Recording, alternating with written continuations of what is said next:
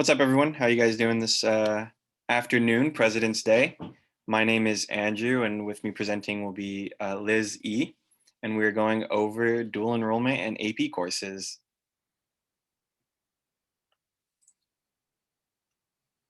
Alrighty, so for today's workshop, we're going to do a quick icebreaker called Bring Me Something. And then we're going to go into breaking down AP classes and then dual enrollment. So for the icebreaker, something super easy, super quick. So it's called Bring Me Something. And literally it's just, bring us something to the camera. The goal is to be like to show all three, but if you don't have all three, no big deal. So you would have to bring us something furry. It could be your pet or anything around you furry, something funny, and a picture with 6 or more people in it. So we'll give you like a minute or so to grab all those things. If you don't have all three, no big deal. 1 minute starting now.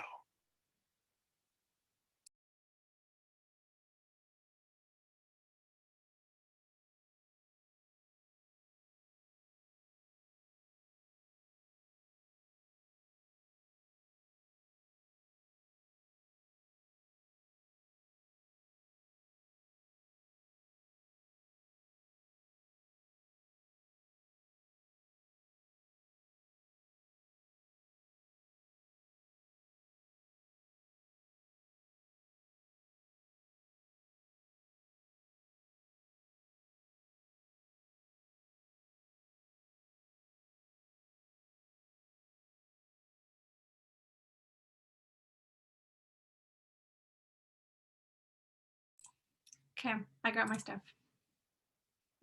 So for the icebreaker, if you are participating, it would require for you to turn on your camera. But if you're ready, does anyone want to go first? I could go first.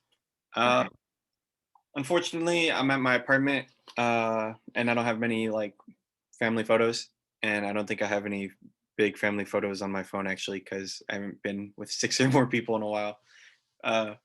But for the furry item, I have this little Angry Bird that my girlfriend gave to me because she's sometimes an Angry Bird.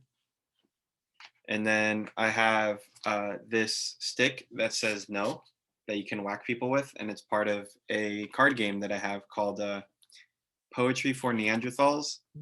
And essentially, the idea of the game is you're supposed to try to describe something only using 1-syllable words. And so if you use a word with more than 1 syllable, the other team gets to whack you on the head because you messed up. And so it's pretty fun. That does sound like a really fun game. But for Nazifa, for security purposes, we actually can't have you show your face on the recording, but what you could do is maybe just turn off your camera and describe the objects that you have. So we just didn't think of that until right now, so just let me know. So for security purposes, just keep your camera off and just turn on your mic so you can describe what you have for us. Do you have your... I have only 2. I have a teddy bear that my friend gave me last year, and then I have a family photo of a trip when I met all my cousins from where all my family is from. Yeah. Nice. Awesome. Where's your family from, Nazifa? They're from Bangladesh. I don't know if you guys know where that is. Oh yeah. But yeah, I met them for the first time in 12 years. So I have a group photo with all of my cousins. That's super awesome. Yeah, that's so cool. Well, thanks for sharing. That sounds really neat. Okay, so I can go next. So for my fuzzy, it's gonna be a furry / funny thing. So it's this Lilo, right? You can kind of see it. The reason what's furry, because it's a stuffed animal, but I think it's just funny to me because growing up, I had a Lilo exactly like this because of when Lilo and Stitch came out, but it was like an ugly 90s version. And I used to think it was really cute, but I used to get made fun of a lot, like by my siblings and my parents, because it was so ugly. And then I lost it. And then one day at Disneyland, I saw it again, and it was like the new updated cute version. So I just had to have it. So that's why I just think it's funny. I lost it as a kid, but I wanted to get it again. But a picture with 6 or more people, I went on a trip last October. So I don't know if you can see it, but we were out like walking. It was a supposedly hike, but we never found the trail. So it was more of a walk around the neighborhood. But like, we were all wearing our masks. So that was the one trip I took last year. But it was good. It was safe and it was fun. Yeah. Anyone else? I'll go next. I have two furry things. This is a unicorn that I got from Brianna actually it was like a exchange, like a Christmas exchange gift in Key Club. And then I have a pillow pet that Ruth gave me like 5 years ago. It's really cool. I have that around. And then I have a picture from like a photo booth from Maddie's 18th birthday party. There's 6 of us there. A few of the people that are in here are here.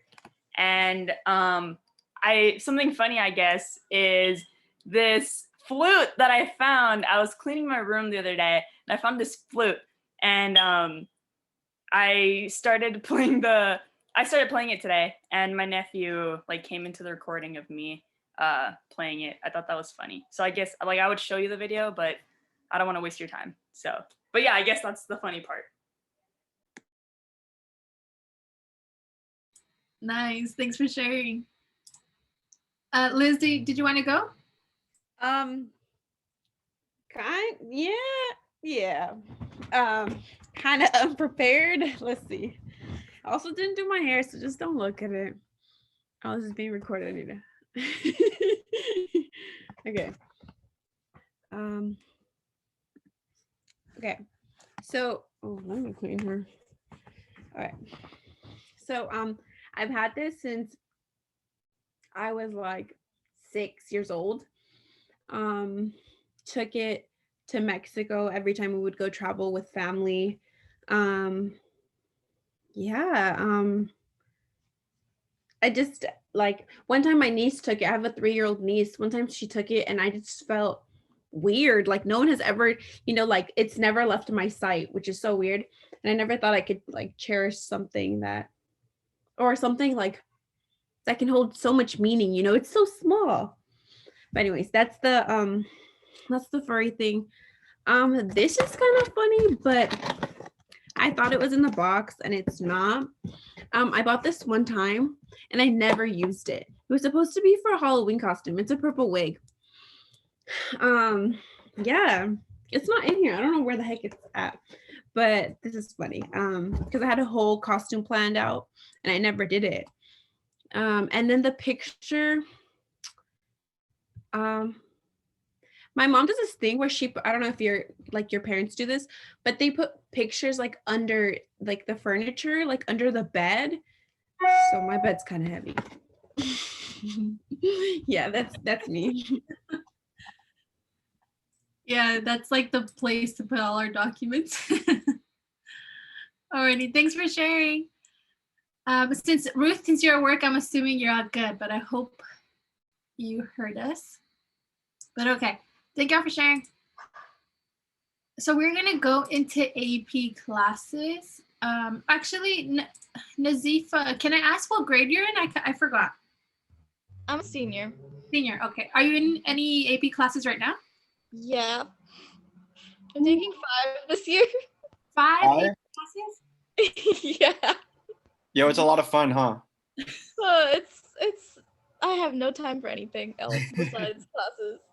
What Yeah, are the that struggle. subjects? What are Can you the remove the I'm oh, sorry. taking Go ahead. Sorry, I completely forgot. I'm taking AP Calc, Comp Sci, Gov, Macroeconomics, and then English Lit. Wow. There's an AP computer science course. Yeah, they offered it like 2 years ago, and then they re-offered it this year. Whoa, that's awesome. You have a heavy load, but I mean, that's great. So some of this information you probably already know, but for the sake of like the recording, hopefully the people who watch this can learn something and maybe even learn something from you since you have a lot of experience in those AP classes. But okay. With AP classes, what are AP classes? For those who don't know, AP stands for Advanced Placement, and they are a series of classes created by the College Board to give high school juniors and seniors an introduction to college level courses and also giving them the opportunity to earn college credit. So it's very basic, but something to consider about these AP classes is that, of course, since they are college level, they are more difficult than the usual high school classes. And sometimes they're even more difficult than the honors classes, because at the end of the day, the honors classes, yes, they're honors and more challenging, but they're still high school level versus APs. There are college level courses, that's why they're more rigorous. So that's something to consider. They are also not always offered in every single subject. So here Menti has multiple classes and multiple AP subjects, but it depends on which AP classes your specific high school offers. So her high school may offer all those 5 subjects, but not every single high school kind of offers every single subject. So that's it's a case-by-case scenario. You have to look into which AP classes your high school offers. And the last thing to consider, if you do for sure want to take AP classes your junior or senior year, is that you're not automatically put into AP classes. That's something you have to sign up for them, usually a semester before. So let's say you're a junior and you want to take them your senior year, you will typically sign up for them towards the end of your junior year. You can get like a little slip or something, and then you turn that into your counselor. And that way your counselor gets a head up of like, okay, which classes you want to sign up for like to be AP. Okay, so the benefits of AP, let's say you do go forward with taking an AP class. Some of the benefits, of course, is college credit, like I mentioned earlier, but something also to consider is a GPA boost. So with college credit, in order to receive college credit, you must pass the AP exam at the end of the year. So let's say you went on to take AP, AP English Lit, right? In order to receive the college credit for that course, at the end of the year, they're going to offer you to take the exam. If you pass the exam, then you get your college credit. And the way you can pass this is that the exams are scored on a scale from 1 to 5. So anything of a 3 or higher is a passing score. And just something to consider, let's say you take the AP exam, you get a 3 or higher and you pass, great. But if you don't pass, that doesn't affect your overall grade in the class. So it could be possible that you fail the AP exam, but you get an A in the class, and that's still valid. It doesn't affect your overall grade in the course. So that's good. Something to consider for GPA boost is that normal courses, just like your regular high school courses, are weighted on a 4.0 scale, whereas APs are weighted on a 5.0 scale. So that's how you get the GPA boost. So there's an added point for every grade that you get in your AP classes. And you can take an AP class for the sake of the GPA boost and not take the exam. So that's something to remember too. Like, you are offered to take it, but if you don't want to take it, let's say you probably know you're not going to do so great, kind of why bother and sit there for the few hours that you have for the exam? You don't have to take it. You could kind of just take the course simply because you want that GPA boost. So I kind of want to break down the GPA boost that you do get, because like I said, all your regular courses will be on a 4.0 weight scale versus the 5.0 weight scale that the AP classes have. So this is kind of bringing it down, right? So if in a regular class, if you get an A, it's worth 4 points. But if you get an A in your AP class, you get 5 points. And kind of the same thing for the Bs. And it goes like point by point, like if you get an A minus, B plus. But it's pretty basic. Bs, 3 points, and an AP class, 4 points. Your Cs, if you get a regular C in a normal class, you get your 2 points. But if you get a C in an AP class, you get your 3 points. So this is kind of how it's broken down. But I want us to look at an example, right? So let's compare with regular, let's say this student A, was taking a regular classes only, no APs. But they're typically kind of taking overall the same grade. I mean, the same classes between these two students. So with our first student, they're taking English, doing great, got an A, pre-calculus, doing pretty great, got a B, US history, got an A, chemistry, still doing well, got a B, and the 2 electives, it was super easy, got A's. By the end of this semester, let's say these were the final grades, they got a 3.66 versus our second student here. They're kind of taking the same classes. The only difference is that they're taking 2 AP classes. So they're still doing great in English. They're still doing great in pre-calculus. since the student here it does well in history, but they took instead AP US history, they got an A. Instead of chemistry, you know, they took on that challenge. Sorry, the neighbor's dogs are barking. And now the train's starting to pass. Hold on, give me 1 second. Let me just close my windows and my doors.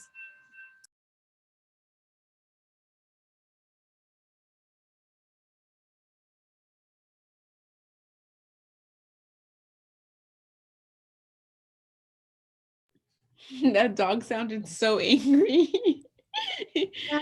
I have the dogs on my street are not nice, but yeah, I live next to train tracks and I live next to like 50 dogs. But okay, yeah, for the science part. So AP Bio, you know, didn't do that amazing, didn't get an A, but at the end of the day, a C is not that bad because it still counts as a B. Electives A. So this student ended up with a 3.83, which is kind of a major difference, and all because they took 2 AP classes. You know, we don't know if this student took the AP exam or not. If they passed it, great. They got credit for 2 college classes. If they didn't, at the end of the day, I mean, it wasn't a lost. It wasn't a lose because they still got a pretty great GPA. But yeah, hopefully this kind of helps you understand the way this is weighted and how you get that big GPA boost. And yeah, which is perfect timing because my neighborhood is getting really, really loud. So you could take it away, Andrew. Yeah, of course. Thanks for going over the APs. So another thing y'all might be familiar with or not so much familiar with is dual enrollment. I'm wondering, Nazifa, have you ever heard of what dual enrollment is? Yeah, I've taken a few. Oh, you have? Yeah. Okay. I'll definitely be asking you about that experience as we go a little further into the slides then. But yeah, we're going to basically just go over what are dual enrollment classes and is it worth it? And then we'll be able to hear firsthand experience if you're willing to share. But could we go to the next slide, please? So what is dual enrollment? Dual enrollment classes are basically classes that you can take at a local college that enable high school students to experience a college course while still in high school. And through this, you can also potentially earn college credit. Some things to consider are that these are in addition to your current high school courses. You don't get to say, oh, I'm going to take 2 college courses at my local college, so I'm only going to take 4 high school classes. You still have to take your normal class requirements at your high school and do this all supplementary. You might want to try to enroll in courses that are not offered at your high school. So for example, if we'll use maybe Nazifa, she was talking about how she has taking AP Gov and AP Macroeconomics right now. So if she had those classes for high school, but then maybe at a local college, they were offering AP Macroeconomics versus, let's say, AP Art or something, or not art. We'll say AP Microbiology, something crazy. So for her, it might make more sense to take or not AP, sorry. It might make more sense for her to take the microbiology course at the college because that's a class that's not offered at a high school. She wouldn't be able to get it normally. So you kind of want to look for things that are, you know, kind of unique to what your college or your high school experience might be. Another thing to consider, the grades you get in dual enrolled courses are part of your academic record. So what that means is that you basically want to be aware of how stressful, how difficult your current high school courses are now, because the last thing you want to do is take on even more of a load where you might potentially not do as well. And unfortunately, those things also stay on your academic record. So it would be noted that you didn't pass these classes or whatever the case may be. But then on the flip side of that is that if you do really well in the classes, in addition to what your high school courses are, that'll look really cool. So the last thing you might want to consider for dual enrollment is that it could help you graduate college sooner if you are interested in that. And then I forgot to put the closed parentheses, but there should be a closed parentheses there. So essentially what that means is kind of similar to what Liz was talking about earlier. You can get some college credit for taking dual enrollment classes the same way you could AP classes. And essentially that can contribute towards, in college you have, you know, typical like unit requirements or certain, I don't know exactly how to define it on the college level, but essentially like A through G requirements at the college level where you have to fulfill a certain number of courses. And taking these classes sooner might be able to knock some of those out so you don't have to worry about those. And we'll go over a little bit more what the benefits of graduating sooner might be. So if you are interested in dual enrollment, a few things to be sure of is that you should definitely talk to your high school college counselor, and they'll definitely have a lot of information, or they should have a lot of information about how you might be able to dual enroll and give you some contact information in that way.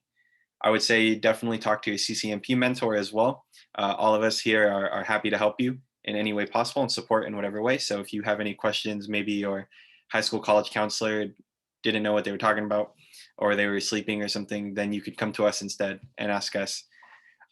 Consider how your high school workload looks. Again, you don't want to be taking on more than you can handle, especially during your junior and senior year. These are really pivotal years for your applications. And you really want to make sure that you are not just doing the most you can, but showing how great of a student and, kind of member of society you are. So that doesn't always mean doing the most work. It sometimes means just doing the best you can with what you have. So definitely consider what your workload looks like and other responsibilities. And definitely, obviously, you have to contact your local college if you are thinking of dual enrollment, because you can't just walk into a class and start taking notes and expect to have that show up on your record. And then find out if the classes cost money is the last thing. That would go hand in hand with contacting the college, because some classes actually are funded already and you would just be able to enroll. But other classes you might have to pay a small fee, which would still be significantly less than what a class might cost at a university or four-year school, or whatever the case may be. But yeah, definitely you want to make sure that you're able to afford dual enrollment.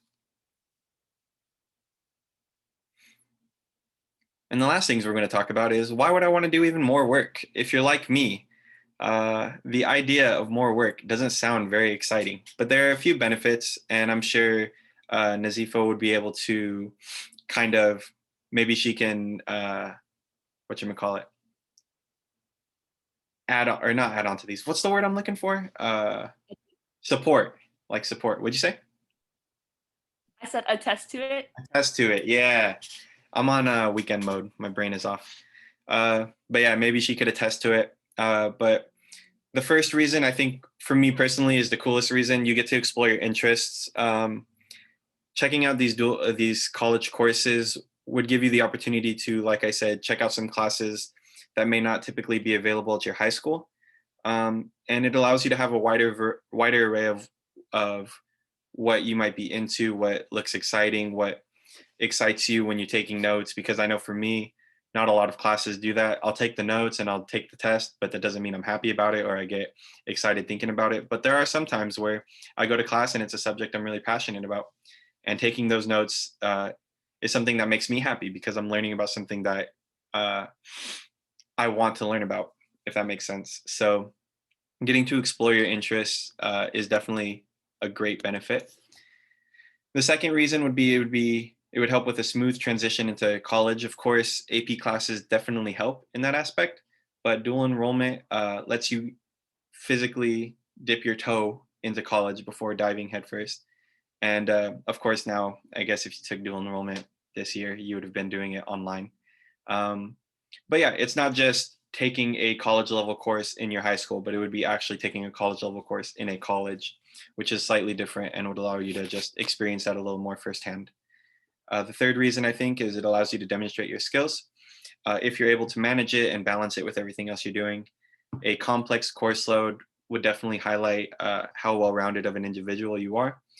It would show, dang, this person not only was able to excel at their high school, but they were able to succeed at the next level at an age where people are usually succeeding a year or two, or even maybe a few years more typically.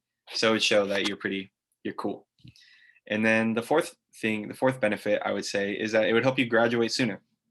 Like I alluded to earlier, taking classes early essentially means you don't have to worry about them later. So one of the cool things about APs, I didn't take dual enrollment, so I can't attest to it, but it's essentially the same thing as APs. But the cool thing about taking APs was it gave me some credits and units that I could apply towards some classes in college. And I didn't have to take those classes. So I was able to work towards my major courses sooner. And dual enrollment gives you that same benefit. So yeah, make sure to dual enroll. So the last thing you might want to ask is, am I eligible? Well, the first thing you want to check is that you meet the GPA requirement. Of course, institutions don't want you to be enrolling in dual enrollment courses if you're not able to handle what you're doing already. So they have a GPA requirement, which is for most states is a 2.5 GPA, and I'm pretty sure that applies to California as well for the current high school records. So essentially what that means is you're kind of not getting more than 3 C's per semester, and or anything worse than 3 C's per semester, which yeah, I'm pretty sure you would have a much higher GPA if you're considering dual enrollment. But nevertheless, 2.5 GPA minimum requirement. The second step, or the second thing to check for eligibility, is your age. Of course, there are some childhood prodigies and stuff like that, but they don't want you stepping into it a little too early. So you got to be at least 16 years old in most states. And the last thing is taking some placement exams, which are required by some schools, just to kind of see where you're at. Because of course, you signing on to these institutions would be for you to learn, but at the same time, institutions don't want to set you up for failure.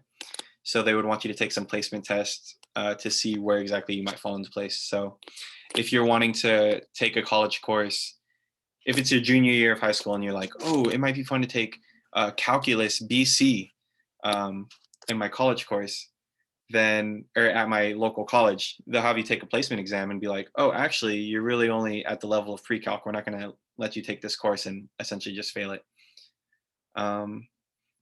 Yeah, there is an age limit. So they don't want you like trying to go to college at like 14 years old. I guess there's probably some certain circumstances or something, but typically, I guess, yeah, they're college classes, of course, are a little more advanced. So they don't want, I don't know, like a bunch of 13-year-olds who just learned about world history and I don't know, just drew calligraphy in their middle school classes to also go to college the next day.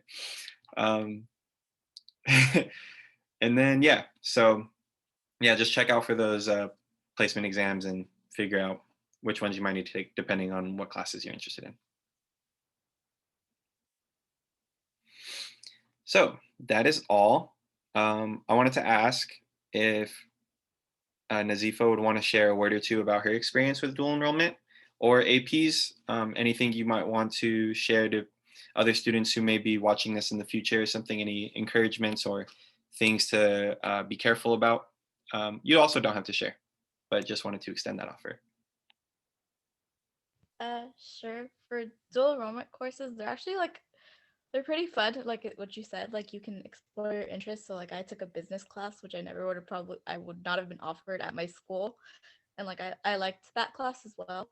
And you're getting credits while you're still in high school. And so I'm entering college next year with already some of my credits done and some of my requirements for A through G like done. And so I like that. Awesome.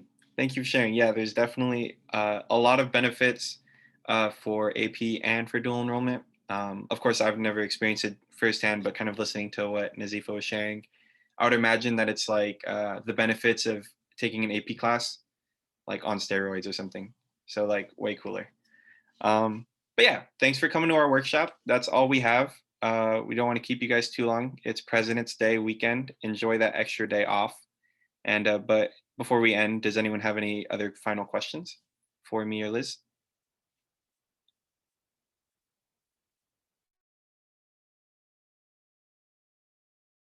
It looks like we're good. But if you do end up having a question, you can just, the slide at the end had our contact information. So you could always email us, DM us on Instagram. You can contact us there in case something comes up in the future.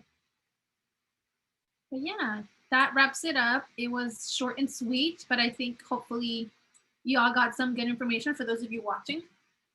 And yeah, I think that wraps it up. Thank y'all for coming. and we will see you at the next workshop. So you can just, yeah. Thank you. Have a great day, everyone.